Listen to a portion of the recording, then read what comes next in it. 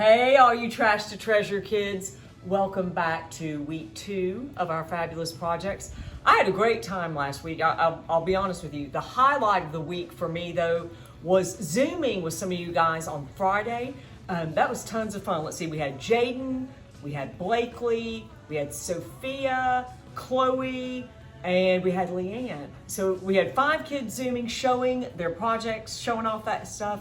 I was very impressed to see how so many of you were taking what we were doing here and putting your own spin on it. And really, let's face it, that's what crafting and being creative is all about. I loved it.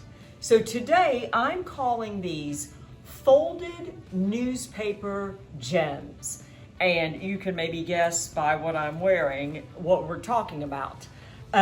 What you're gonna need, okay, is several pieces of newspaper today, preferably sheets that are not colored on both sides. Doesn't have to be, but I think if it's just black and white on each side, you'll be happier with it. You want to locate some string or ribbon, whatever you have at home will be great. And I am going to use hot glue in today's project. It can be done with Elmer's glue, guys, so if that's what you're working with, that's fine too. I'm going to do the hot glue so I'll move a little bit faster. So let me give you just a moment, several sheets of newspaper, your string or ribbon, and some type of glue. Again, I'll be using hot glue. We'll be right back. Okay, guys, so you have got your newspaper and you're going to cut it. These larger squares, I measured afterward. I did not measure each one of these out. It does not matter that much, but these are about 5.5-inch squares, and these are closer. These are about a 4-inch square. This size will end up being about like that, okay? And I'm going to show you 2 different sizes, and then show you some things you can do with these. They turn out really cool. So let me just show you. Watch, follow along. I'm going to take my square. I'm going to fold up, not just having it, that much space. Again, not precise. It does not matter. And I'm going to fold this little piece over and back. And I'm going to fold this little piece over and back. And I'm just creating a little deal that kind of has the look of a flower. And I'm not being super precise here. Again, no 2 are identical. But once I get kind of a shape of a flower, I'm going to take my glue. And again, today I'm using hot glue. And I'm going to glue inside that crease and that crease and that crease. So squish that together. And then I got to put a little dot in here too to hold it there. Boom. Got a little flower. See? Very simple. Let's watch that one more time. Make sure we got that technique down. I'll do it with a smaller piece this time.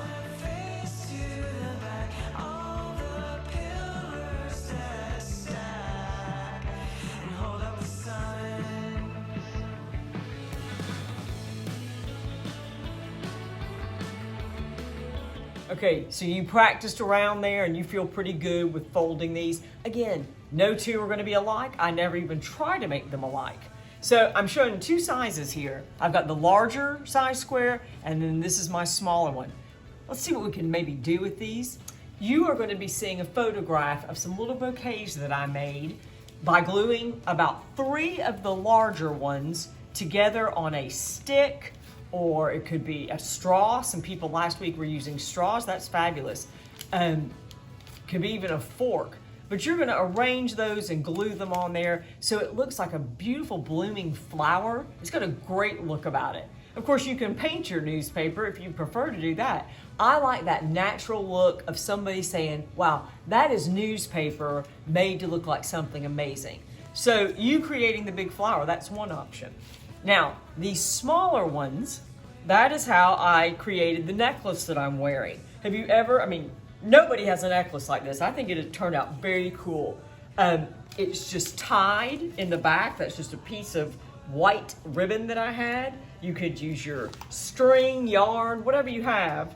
You could make it as long as you want.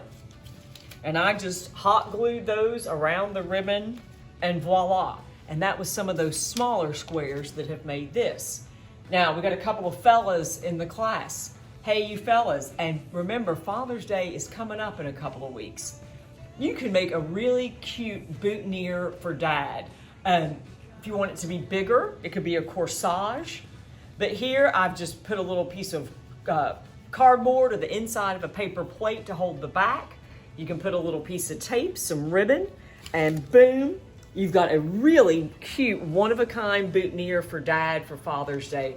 You could even glue a little message on it, you know, love you, Dad, or whatever.